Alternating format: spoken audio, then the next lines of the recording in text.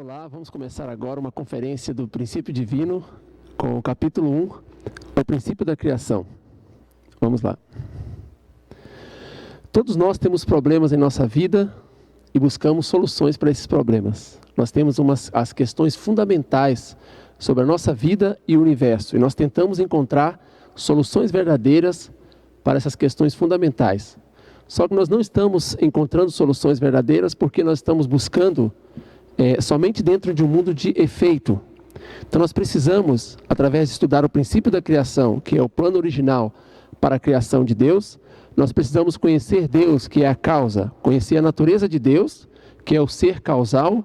Então nós iremos encontrar soluções verdadeiras para questões fundamentais da nossa vida e do universo. Então nós estudaremos através do princípio da criação, principalmente sobre as características de Deus. Seção 1, as características duais de Deus e o seu mundo da criação. As características duais de Deus.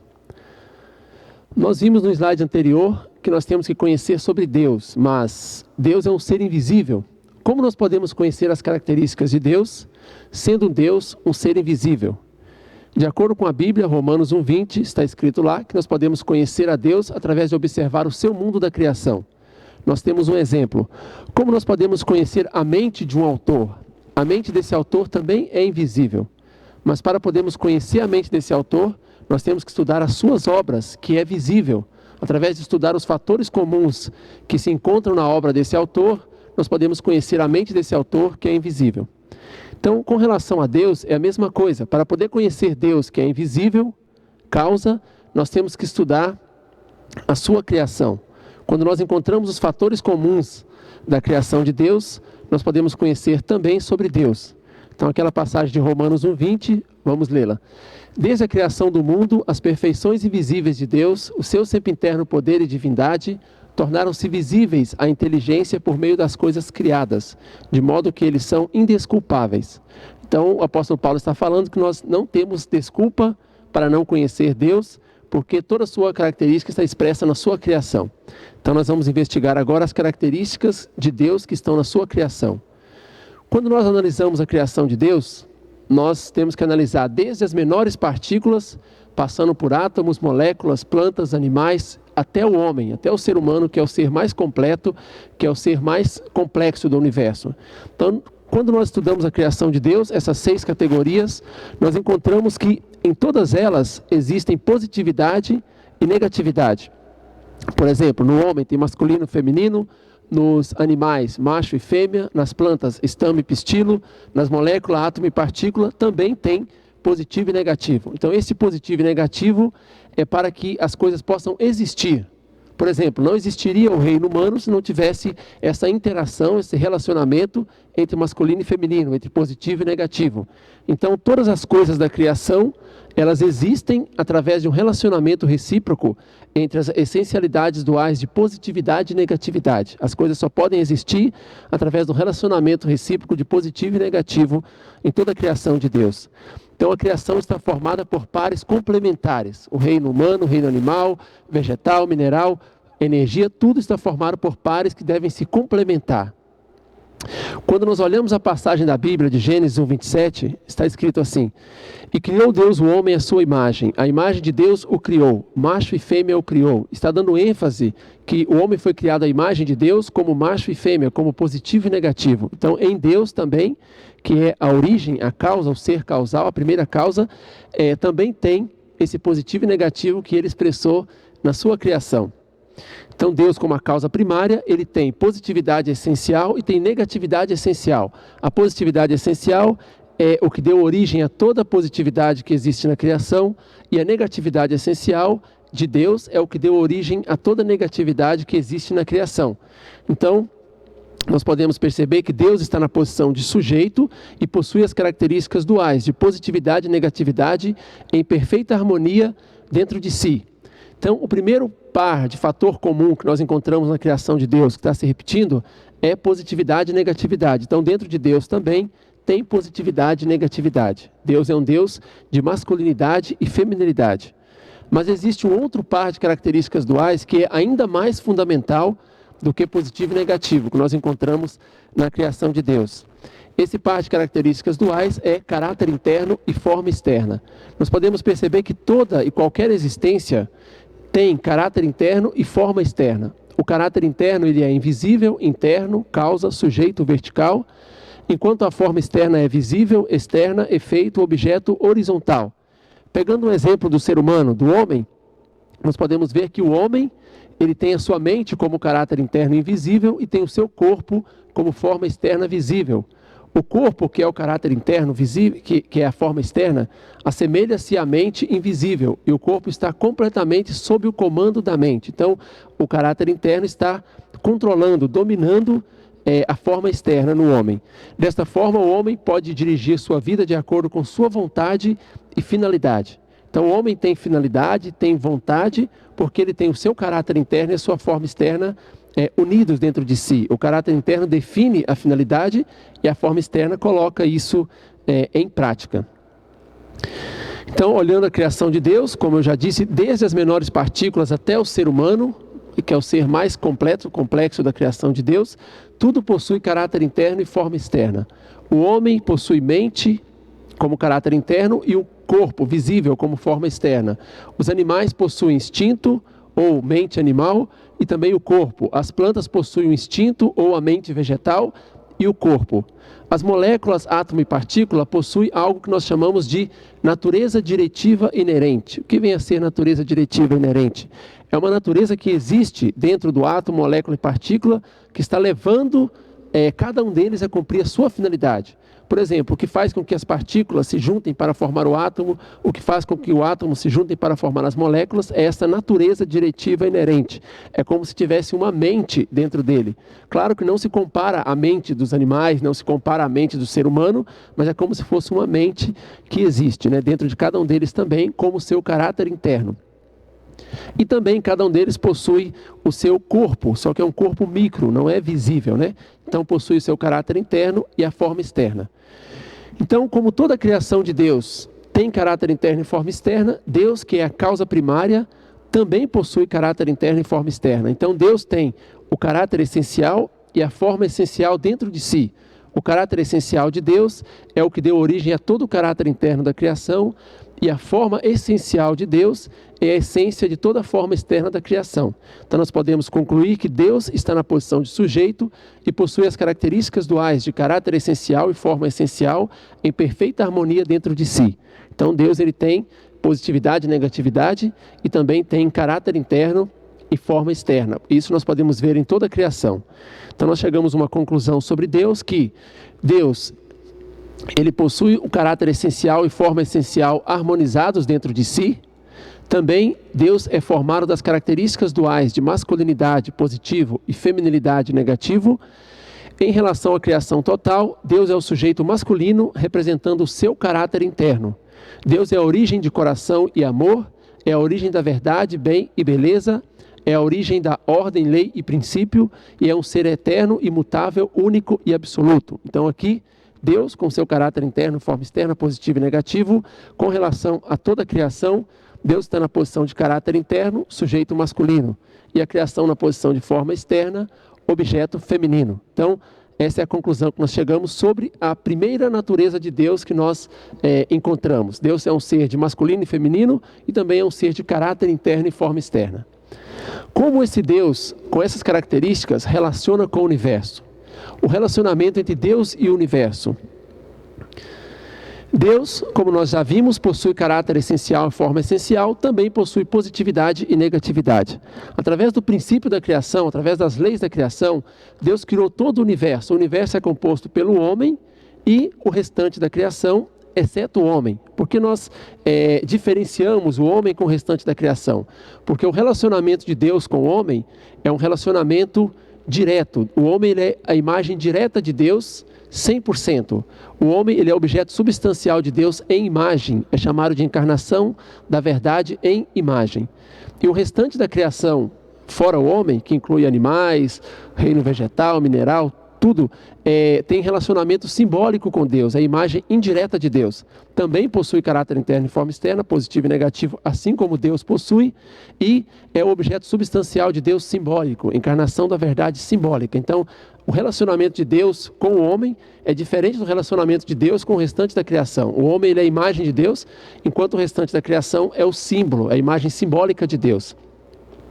Todo o universo são objetos de Deus que manifestam as essencialidades duais, são objetos substanciais de Deus que manifestam as essencialidades duais de Deus, ou seja, todos estão compostos de positivo e negativo, também de caráter interno e forma externa.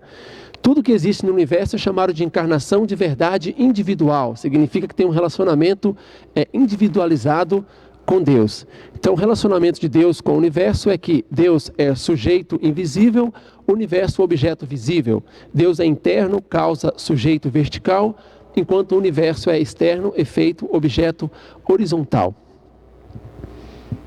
Seção 2. A energia primária universal, a ação de dar e receber e o fundamento de 4 posições. A energia primária universal. Deus, ele é o criador de toda a existência, ele é transcendente de tempo e espaço, eternamente autoexistente e ele é uma realidade absoluta.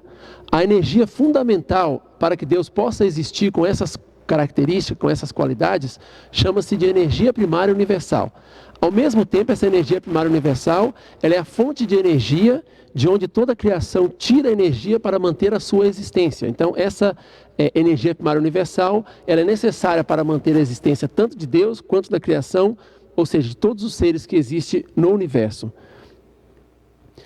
A ação de dar e receber, essa energia primária universal que nós falamos no slide anterior, por exemplo, ela é responsável por uma das leis que está regendo todo o universo, chama-se ação de dar e receber. Então, como que é essa ação de dar e receber? Quando um sujeito e um objeto dentro de um ser, qualquer ser da criação, tudo está composto de sujeito e objeto, como nós vimos, tudo está dividido em dupla característica. Uma assume a posição de sujeito, a outra a posição de objeto. Então, quando o sujeito e o objeto de um ser estão desempenhando uma ação de dar e receber através da energia primária universal, eles fazem um relacionamento recíproco e começa uma interação, uma ação de dar e receber entre si. Essa ação de dar e receber gera uma força. Esta força é necessária para manter a existência, a multiplicação e a ação deste ser. Então, esse relacionamento que existe de sujeito e objeto, nós chamamos de ação de dar e receber.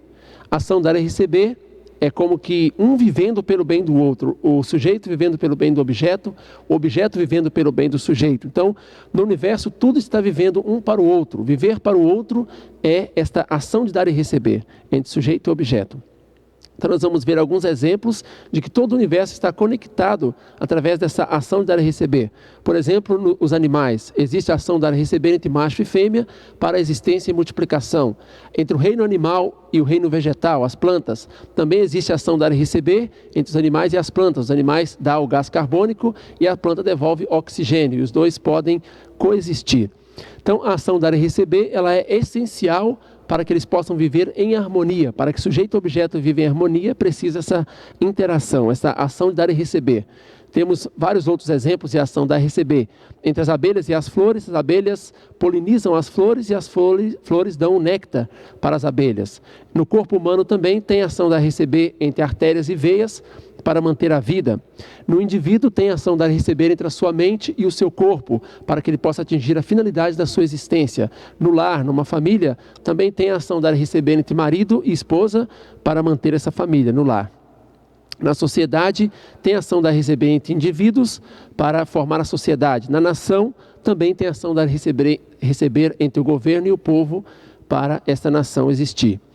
Entre nações no mundo também está ocorrendo a ação dar e receber, e até entre os corpos celestes, por exemplo, o Sol e os planetas, estão fazendo a ação dar e receber para que o sistema solar possa existir. Então, a ação dar e receber é essencial para que o sujeito e objeto viva em harmonia, viva em paz, harmonizados. O fundamento de 4 posições, a ação de origem, divisão e união. A ação de origem, divisão e união. Quando as essencialidades duais de Deus, através da energia primária universal, entram numa ação de dar e receber, isso provoca a multiplicação.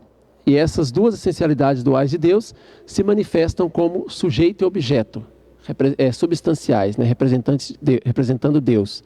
Depois, mais uma vez, através da energia primária universal, esse sujeito e objeto faz o relacionamento recíproco, começa uma ação dar e receber, para a formação de um só corpo unificado.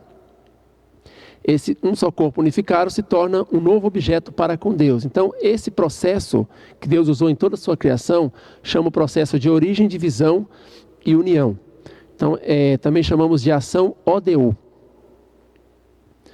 O fundamento de 4 posições. Quando acontece aquele processo de ação de origem, divisão e união, é formado essa estrutura, onde tem a origem, sujeito, objeto e a união de sujeito e objeto. Então, essa estrutura chama-se fundamento de 4 posições. O fundamento de 4 posições, ele é a origem do número 4, a origem do número 3, a origem da lei dos 3 estágios distintos e também é a origem do número 12.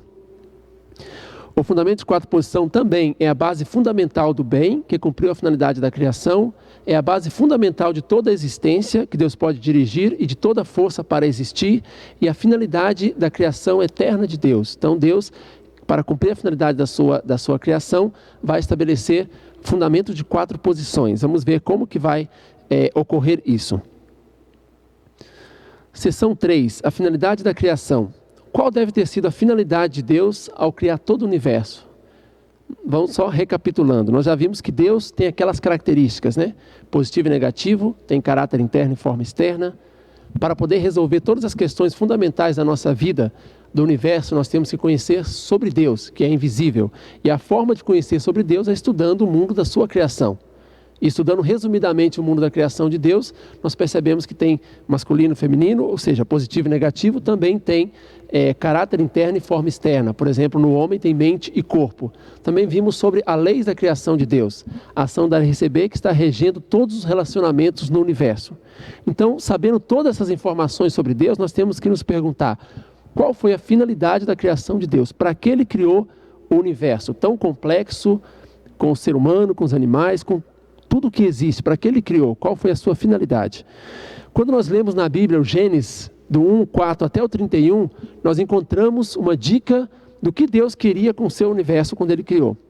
Se nós lermos lá do 4 até o 31, está mostrando que cada vez que Deus criou uma nova espécie na criação, Ele disse que aquilo era bom. Então Deus criou bons objetos. Isso indica que Deus queria criar bons objetos para que Ele pudesse sentir alegria quando olhasse esses objetos. Então, nós não vamos ler todas elas, mas nós podemos ver aqui que do Gênesis 1:4 até o 31, sempre fala, Deus criou a luz e viu que era boa, e criou o mar e viu que era bom. Sempre está mencionando na Bíblia que Deus viu que era bom. Então significa que Deus queria criar boas coisas, para que ele pudesse sentir alegria.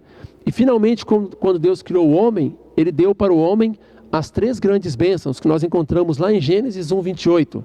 Está escrito assim: e Deus os abençoou e Deus lhes disse, frutificai, multiplicai-vos, enchei a terra e sujeitai-a e dominai sobre os peixes do mar e sobre as aves do céu e sobre todo o animal que se move sobre a terra. Então em Gênesis 1:28, depois que Deus criou todo o universo, criou bons objetos, como nós vimos do Gênesis 1:4-31, só criou coisas boas, ele fez o homem. E pediu para que o homem realizasse essas 3 grandes bênçãos de frutificai, multiplicai e dominai. Então, como o homem deve fazer? Como o homem deve realizar essas 3 grandes bênçãos, a fim de cumprir a finalidade da sua existência e também a finalidade pela qual Deus criou o universo? Depois que criou o universo, Deus finalmente criou o homem, que tem sensibilidade a todo tipo de emoção, de acordo com seu caráter e forma essencial, e esperou sentir alegria observando tal homem. Então nós podemos ver que a finalidade da existência do universo centralizado no homem é devolver alegria para Deus, porque a finalidade de Deus ao criar o universo foi sentir alegria. Então a finalidade da existência do universo e do homem no seu centro é devolver alegria para Deus. Então como que Deus pode sentir alegria através do homem? Ou seja, como que o homem pode devolver alegria para Deus através da sua existência?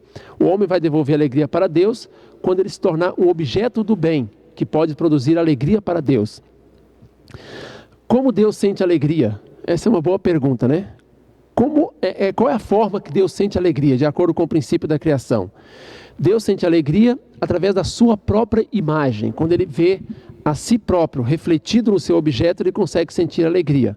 Nós temos um exemplo aqui.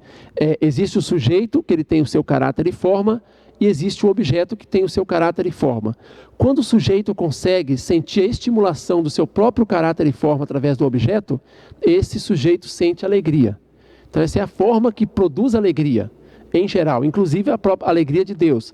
Nós temos um exemplo aqui do lado, esse artista na posição de sujeito tem o seu caráter e forma, e ele faz um objeto, por exemplo, uma pintura, que também tem o seu caráter e forma. Quando o artista consegue ver o seu reflexo nessa sua obra, quando ele consegue ver a expressão do seu caráter e forma nessa obra, então ele sente estimulação de alegria. Na prática, o que quer dizer isso? Quando a sua obra sai exatamente do jeito que ele planejou. Quando o artista planejou fazer essa pintura aqui no caso, poderia ser qualquer obra, poderia ser um livro, uma escultura, tanto faz. Quando ele planejou, ele tinha na mente, ele tinha uma ideia de como deveria ser aquilo. Isso quer dizer, ele projetou na sua obra como seria o caráter e forma. Então, quando a obra responde a isso, esse artista sente alegria. Então, com relação a Deus, é a mesma coisa, respondendo a pergunta, como Deus sente alegria? Quando ele vir na sua obra, o seu caráter e sua forma refletidos perfeitamente. Falando de forma simples, quando sair tudo exatamente do jeito que ele planejou. Então, quer dizer que Deus vai sentir alegria. Então, nós temos que saber como Deus planejou o seu universo. Como que Deus desenhou, qual era o plano de Deus para todo o universo, com o ser humano no centro. Nós vimos em Gênesis 1:28 que Deus deu as 3 grandes bênçãos, crescei, multiplicar e dominai. Essa é a forma que Deus planejou para que ele pudesse ver todo o seu caráter e forma refletidos perfeitamente no universo e com isso sentir alegria. Então, como que Deus planejou que o homem pudesse realizar? A primeira bênção, em Gênesis 1:28 fala, crescei, multiplicar e dominar. Então, a primeira bênção é crescei. Crescer significa o aperfeiçoamento individual. O que seria esse aperfeiçoamento individual? O aperfeiçoamento individual é a realização do fundamento de 4 posições, né? Tem a origem, sujeito, objeto e o resultado. A realização do fundamento de 4 posições no nível individual. Cada ser humano individualmente, cada homem, cada mulher, realizando esse fundamento de 4 posição individual. Como que seria isso? Seria a mente do homem completamente unida com Deus, depois o corpo completamente unido com essa mente, e o resultado disso é um homem aperfeiçoado. Esse indivíduo aperfeiçoado, esse homem aperfeiçoado, ele adquire essas características, ele torna-se o templo de Deus. Na própria Bíblia está falando que o homem deve ser o templo de Deus, ele forma um só corpo com Deus, atinge a deidade, sente exatamente como Deus sente, conhece a vontade de Deus, e vive exatamente como Deus deseja que ele viva. Então esse homem torna-se o ser que pode dar alegria a Deus individualmente. Então Deus, a mente desse homem, e claro, o próprio homem aperfeiçoado pode sentir o máximo de alegria. Então é o primeiro passo para poder cumprir a finalidade da existência do ser humano, do universo, cumprir a finalidade da criação de Deus, é o homem realizar a primeira bênção. O fundamento de 4 posições, união de mente e corpo centralizada em Deus, tornar-se um indivíduo aperfeiçoado. Em 1 Coríntios 3,16, na Bíblia, está dizendo, não sabeis vós que sois o templo de Deus e que o Espírito de Deus habita em vós? Quer dizer, o ser humano tem essa qualidade de tornar-se o templo de Deus, a moradia de Deus. Também João 14,20, naquele dia conhecereis que eu estou em meu Pai, e vós em mim, e eu em vós. Quer dizer, deve tornar-se um só corpo com Deus. O indivíduo que realiza a primeira bênção de Deus, ele torna-se um homem aperfeiçoado. E esse homem aperfeiçoado, imediatamente sente tudo o que Deus sente, como se o sentimento de Deus fosse dele mesmo. Ele torna-se um só corpo com Deus, não só um corpo com Deus, mas uma mente com Deus, um coração com Deus.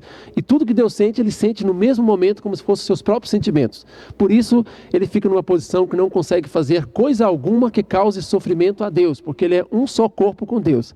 Quando ele pensar em fazer algo que cause sofrimento a Deus, o sofrimento que ele sentirá será maior. Por exemplo, por que um membro do corpo não consegue machucar o outro? Imagina que a sua mão fica muito brava com a outra mão e ela vai lá e pega uma faca e começa a cortar a outra mão. Ela não faz isso, mas são mãos diferentes, mas faz parte do mesmo corpo. Esse homem aperfeiçoado, completamente unidos em um só corpo com Deus, não consegue fazer mal aos seus semelhantes, será um homem aperfeiçoado. E também esse homem aperfeiçoado jamais pode cair, ele não consegue cair. Então esse homem aperfeiçoado pode dar alegria para Deus, a mente do homem vai sentir alegria também. Então esse é o primeiro passo. Em Gênesis 1:28 está escrito que Deus deu 3 grandes bênçãos para o homem, né? Essa foi só a primeira bênção, é a forma que o homem pode dar alegria para Deus de forma individual. Depois ele deve realizar, quando ele completar a primeira bênção, ele deve realizar a segunda bênção. A segunda bênção de Deus é a multiplicação dos filhos, multiplicai. Como que seria isso? Primeiro, um homem que já realizou completamente a primeira bênção, já uniu mente e corpo, tornou-se um homem aperfeiçoado, ele encontra uma mulher que também já realizou a primeira bênção, tornou-se uma mulher aperfeiçoada através da união de mente e corpo centralizado em Deus, e esse homem e essa mulher aperfeiçoados vão formar uma família. Então, através dessa família, a ação dar e receber de homem e mulher centralizada em Deus, vão multiplicar os seus filhos. Esses filhos vão expandir para a sociedade, para a nação e para o mundo todo. Então, o resultado disso será uma família perfeita que pode dar alegria para Deus. Torna-se o objeto do bem para a alegria de Deus. Então, Deus sente alegria, o homem, a mulher sente alegria, os filhos, a nação, a sociedade, o mundo inteiro pode sentir alegria através dessa família, da segunda bênção. Quando Deus deu a segunda bênção para Adão e Eva realizar, como Deus planejou que se cumprisse essa segunda bênção? Adão, ou seja, o homem, é o representante de toda a parte positiva do universo, tanto no mundo físico quanto no mundo espiritual. Eva, ou a mulher, é representante de toda a parte negativa, tanto no mundo físico quanto no mundo espiritual. Então, Adão e Eva aperfeiçoados, depois de já terem realizado a primeira bênção, formaria aquela segunda bênção, tornando-se um casal centralizado em Deus. Então, o ponto de união desse casal aperfeiçoado, desse homem e essa mulher, seria o local que Deus poderia pela primeira vez, habitar com os homens aperfeiçoados e pacificamente descansar por toda a eternidade. Esse ponto de união do casal aperfeiçoado, quando realiza a segunda bênção, é o local que Deus pode sentir alegria estimulante por toda a eternidade. Então seria mais um passo nessa realização do ideal da criação de Deus, que é produzir alegria. Nós vimos na primeira bênção que Deus vai sentir alegria observando um indivíduo, por exemplo, observando Adão separado e Eva separada, ou seja, um homem e uma mulher.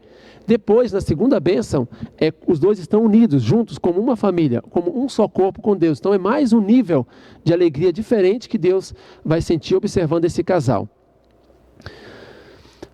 Só que quando aconteceu a queda, não foi possível realizar isso. A queda do homem, que é o capítulo 2 desse livro, O Princípio Divino, que nós iremos estudar no próximo vídeo, impediu a realização dessa segunda bênção de Deus. O universo perdeu este centro, esse casal aperfeiçoado, e em Romanos 8,19 o apóstolo Paulo diz isso.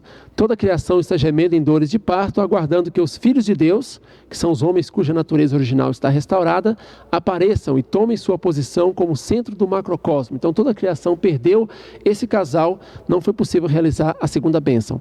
Mas a primeira bênção, a segunda bênção continua sendo a meta da nossa existência, a meta da nossa vida, que Deus deu para Adão e Eva, continua sendo a nossa meta de vida, de existência no universo até hoje. A terceira bênção de Deus, crescei, multiplicai e dominai. Nós já estudamos o que foi crescer e o que é multiplicar. Agora, o que vem a ser dominar. A terceira bênção, o terceiro degrau da felicidade que Deus queria sentir observando o homem. Quando fala dominar, significa domínio para com toda a criação. Como que seria realizado isso?